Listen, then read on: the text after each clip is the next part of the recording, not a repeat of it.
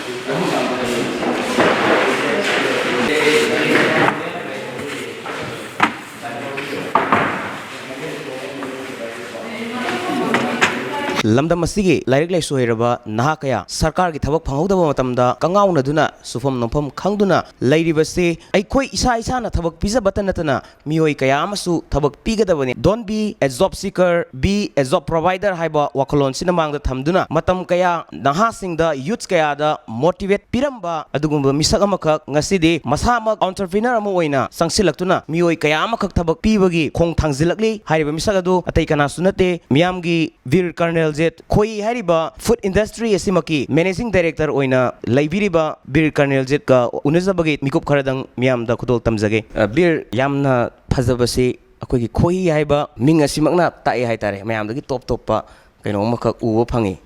kamai toraga Khoihee haiba mingsi thon kibano haiba dum thambi yam han to the PONYTV bus maina koigi business and haiza bazar koigi entity am ka mayamda sakhang annabagi damakta bridge am ka pi bas yamna thagat phongdok chari tasengna brother kanoje Khoihee haibase ming khakta gi nate koin tawjari bas sengna haita de manipur gi market na tana even land and bread yeng matam de india pumba gi market ocean any section of the society is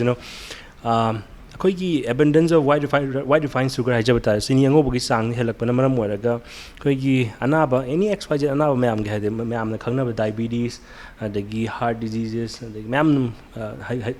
yeng video mayam su khangai mayam su khangirang gani white refined sugar dei tholok pa ana mayam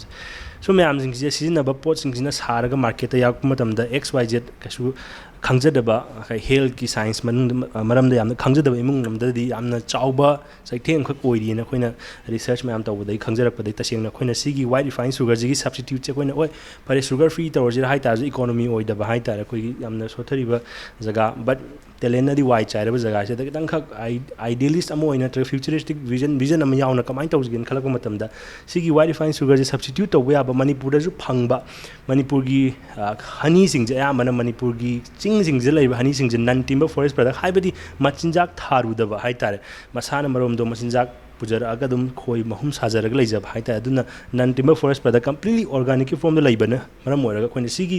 honey sing khoina collect tawjara ba matung da khoina manipur da na khoi any section da yaw bakery products sing da yaw white refined sugar khoina substitute to ba kari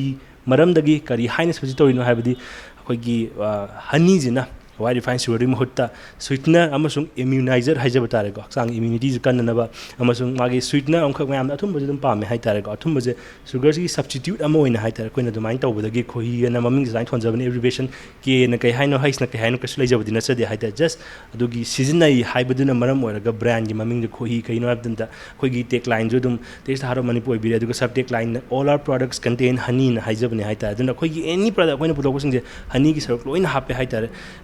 khoina min hangbirap pa heta lana laudana ba khoi je completely sugar free ra sugar completely yaudab di natte but kaino ham cookies am sam napsana hono da sugar content kha chang hoi adugi xyz khoi gi sinba mayam da lei but economy oina mayam gi chaba yana puthor plus hakchang su soktana ba aduga ꯑꯩꯈꯣꯏꯒꯤ sugar ꯀ꯭ꯔꯦꯚꯤꯡ ꯍꯥꯏꯇꯥꯔꯦ ꯃꯤ ꯁꯥꯎꯅꯤꯡꯕ ꯃꯇꯝꯗ ꯑꯊꯨꯝꯕ ꯑꯃ ꯆꯥꯔꯀꯥꯟꯗ ꯒ꯭ꯌꯥꯟ ꯇꯥꯏꯕ sugar ꯀ꯭ꯔꯦꯚꯤꯡꯁꯤꯁꯨ satisfy ꯇꯧꯅꯅꯕ negotiate ꯇꯧꯗꯕꯤꯗ ꯍꯥꯏꯇꯥꯔꯦ ꯌꯥꯝꯅ ꯊꯤꯅ ꯀꯝꯄ꯭ꯔꯣꯃꯥꯏꯁ ꯇꯧꯗꯕꯤꯗ ꯑꯩꯈꯣꯏꯒꯤ ꯍꯅꯤꯁꯤꯅ ꯁ꯭ꯋꯤꯇꯅꯔ ꯑꯃꯁꯨꯡ ꯏꯝꯃ꯭ꯌꯨꯅꯥꯏꯖꯔ ꯑꯣꯏꯔꯒ ꯁꯤꯖꯤꯟꯅꯕꯒꯤ ꯕ꯭ꯔꯥꯟ ꯑꯃꯈꯛꯅꯦ ꯑꯗꯨꯗꯒꯤ ꯃꯃꯤꯡꯁꯦ ꯑꯩꯈꯣꯏꯅ ꯈꯣꯏꯍꯤ ꯍꯥꯏꯅ ꯊꯣꯟꯖꯔꯦ ꯇꯣꯉꯥꯟ ꯇꯣꯉꯥꯟꯕ ꯐꯨꯗ ꯑꯥꯏꯇꯦꯝꯁ ꯃꯌꯥꯝ ꯑꯃꯈꯛꯇꯤ ꯄꯨꯊꯣꯛꯅꯔꯛꯑꯦ ꯍꯥꯏꯇꯥꯔꯦ ꯑꯗꯨꯕꯨ ꯍꯧꯖꯤꯛ ꯑꯩꯈꯣꯏꯒꯤ ꯈꯣꯏꯍꯤꯁꯤꯗ ꯇꯣꯞ ꯇꯣꯞꯄ ꯌꯨꯅꯤꯛ ꯑꯣꯏꯕꯁꯦ ꯃꯌꯥꯝꯒ ꯃꯥꯟꯅꯗꯕ ꯇꯣꯞ ꯇꯣꯞꯄꯁꯦ ꯀꯔꯤꯅꯣ ꯇꯣꯞ ꯇꯣꯞꯄꯁꯦ ꯔꯗ ꯁꯨꯃꯥꯏꯅ ꯊꯝꯖꯒꯦ ꯑꯩꯈꯣꯏꯒꯤ ꯇꯁꯦꯡꯅ ꯍꯥꯏꯇꯥꯔꯗꯤ ꯄꯣꯠꯁꯤꯒꯤ USP ꯍꯥꯏꯖꯕ ꯇꯥꯔꯦ ꯌꯨꯅꯤꯛ ꯁꯦꯂꯤꯡ ꯄꯣꯏꯟꯁꯦ ꯑꯩꯈꯣꯏꯒꯤ ꯅꯝꯕꯔ 1ꯗ ꯑꯗꯨꯝ ꯉꯁꯥꯏꯗꯤ ꯍꯥꯏꯅꯔꯤꯕ ꯌꯨꯖ ꯑꯣꯐ ꯍꯅꯤ ꯍꯥꯏꯇꯥꯔꯦ ꯌꯨꯖ ꯑꯣꯐ ꯍꯅꯤꯁꯦ ꯃꯤꯅ ꯇꯁꯦꯡꯅ ꯍꯥꯏꯇꯥꯔꯗꯤ ꯃꯅꯤꯄꯨꯔꯗ ꯄꯣꯠ ꯆꯩꯁꯤꯡꯗ ꯍꯥꯞꯅꯗꯦ ꯑꯩꯈꯣꯏꯁꯦ ꯂꯥꯏ ꯇꯤꯟ ꯈꯨꯔꯨꯝꯕꯗ ꯌꯥꯝꯅ ꯇ꯭ꯔꯦꯗꯤꯁꯅꯦꯜꯂꯤ ꯃꯥꯏꯕꯤꯅ ꯀꯩꯅꯣꯝ ꯈꯨꯔꯨꯝꯕ ꯃꯇꯝꯗ ꯁꯤꯖꯤꯟꯅꯕ ꯄꯣꯠ ꯑꯃꯈꯛ ꯌꯥꯝꯅ ꯔꯤꯆꯨꯋꯦꯜꯒꯤ ꯁꯦꯛꯁꯟ ꯑꯃꯈꯛꯇ ꯌꯥꯝꯅ ꯍꯣꯂꯤ ꯑꯣꯏꯕ ꯁꯦꯛꯁꯟ ꯍꯥꯏꯇꯥꯔꯦ ꯑꯦꯅꯤ XYZ ꯑꯃꯒ ꯍꯦꯛ ꯈꯣꯏꯍꯤꯒꯁꯦ ꯃꯥꯡꯕꯒꯤ ꯇꯥꯏꯞꯇ ꯍꯥꯏꯕꯗꯤ ꯌꯥꯝꯅ ꯁꯦꯡꯕ ꯄꯣꯠ ꯑꯃ ꯑꯣꯏꯅ ꯎꯕ ꯃꯤꯒꯤ ꯑꯣꯟ ꯗꯦꯂꯤ ꯂꯥꯏꯐꯇ ꯄꯨꯁꯜꯂꯛꯇꯕ ꯑꯗꯨꯅ ꯑꯩꯈꯣꯏ ꯌꯨꯅꯤꯛ ꯑꯣꯏꯕ ꯄꯣꯠ ꯍꯥꯏꯁꯦ ꯁꯤ ꯀꯩꯝꯇꯗꯤ ꯅꯠꯇꯦ ꯑꯩꯈꯣꯏꯒꯤ ꯁꯦꯛꯁꯟ ꯑꯩꯈꯣꯏꯒꯤ ꯄꯔꯁꯄꯦꯛꯇꯤꯞꯁꯤ ꯑꯣꯏꯗꯣꯏꯅꯦꯕꯀꯣ ꯍꯣꯏ ꯑꯗꯨꯗ ꯅꯠꯇꯕ ꯁꯦꯛꯁꯟꯗ ꯑꯩꯈꯣꯏꯒꯤ ꯏꯟꯒ꯭ꯔꯤꯗꯤꯌꯦꯟꯇ ꯑꯩꯈꯣꯏꯒꯤ ꯍꯅꯤ ꯍꯥꯞꯄꯛꯄ ꯁꯨꯒꯔ ꯅꯦꯝꯊꯍꯜꯂꯛꯄ ꯑꯗꯨꯅ ꯍꯛꯆꯥꯡꯗ ꯀꯥꯟꯅꯕ ꯃꯌꯥꯝ ꯑꯗꯨꯒꯤ XYZ ꯕꯦꯅꯤꯐꯤꯠꯁꯇꯤ ꯕ꯭ꯔꯗꯔ ꯉꯁꯤ ꯄꯟꯕꯗ ꯂꯣꯏꯕ ꯅꯥꯏꯔꯔꯣꯏ ꯍꯅꯤꯒꯤꯗꯤ ꯁꯔꯀꯥꯔꯒꯤ ꯊꯕꯛꯈꯛ ꯉꯥꯏꯔꯒ ꯂꯩꯕꯒꯤ ꯃꯍꯨꯠꯇ ꯏꯁꯥꯅ ꯊꯕꯛ ꯄꯤꯖꯕꯇ ꯅꯠꯇꯅ ꯃꯤꯑꯣꯏ ꯀꯌా ꯑꯃꯁꯨ ꯊꯕꯛ ꯄꯤꯕ ꯉꯝꯅꯅꯕꯒꯤ ꯋꯥꯈꯜꯂꯣꯟꯗꯨꯗ ꯍꯥꯏꯖꯕ ꯇꯥꯔꯦ ꯑꯩꯈꯣꯏꯒꯤ ꯂꯝꯗꯝ ꯑꯁꯤꯒꯤ ꯂꯩꯕꯥꯛ ꯂꯩꯍꯥꯎꯒ ꯆꯥꯟꯅꯕ ꯀꯔꯤ ꯇꯧꯕ ꯌꯥꯕ ꯕꯤꯖꯤꯅꯦꯁ ꯇꯧꯕꯗ ꯃꯥꯏ ꯄꯥꯛꯀꯗꯕ ꯀꯔꯤ ꯖꯒꯥꯁꯤꯡ ꯂꯩꯕꯒꯦ ꯍꯥꯏꯕꯗꯨꯃ ꯑꯝꯇꯪ ꯊꯝꯕꯤꯌꯨ ꯃꯅꯤꯄꯨꯔꯒꯤ ꯀꯩꯅꯣꯁꯤꯡꯁꯦ ꯅꯍꯥꯁꯤꯡꯁꯤꯒꯤ ꯃꯔꯛꯇꯁꯨ ꯑꯩꯈꯣꯏ ꯃꯅꯤꯄꯨꯔꯒꯤ ꯑꯍꯟꯒꯤ ꯃꯔꯛꯇ ꯍꯥꯏꯇꯥꯔꯦ ꯑꯩꯈꯣꯏꯒꯤ ꯍꯤꯁꯇ꯭ꯔꯤ ꯌꯦꯡꯕ ꯃꯇꯝꯗ ꯑꯗꯨꯝ ꯌꯥꯝꯅ ꯐꯖꯕ ꯋꯥꯍꯩꯗꯤ ꯅꯠꯇꯦ ꯀ꯭ꯔꯦꯞ ꯋꯥꯏꯈꯨꯒꯤ ꯀꯜꯆꯔ ꯍꯥꯏꯕꯁꯦ ꯑꯗꯨꯝ ꯌꯥꯎꯔꯒ ꯂꯥꯛꯑꯦ ꯑꯩꯒꯤ ꯏꯁꯥꯒꯤ ꯚꯣꯏꯁꯁꯦ ꯏꯝꯄꯣꯔꯇꯦꯟ ꯑꯣꯏꯅ ꯈꯟꯖꯅꯅꯕꯒꯤꯗꯃꯛꯇ ꯃꯅꯨꯡꯗꯒꯤ ꯚꯣꯏꯁ ꯑꯃꯈꯛꯇꯤ ꯗꯔꯀꯥꯔ ꯇꯥꯏ ꯊꯧꯅꯥ ꯑꯃꯈꯛꯇꯤ ꯗꯔꯀꯥꯔ ꯇꯥꯏ तसेंगना अइना खंजरिबा अइना तेनोमा आइडिया अमा थोलक मतमदा थाजबा इसा थाजबा हाइता कइनोदि मी अमगा अमगा यांगना चेनबसिदि मानदबनिना अदुम हाइरकनी बट sometimes in life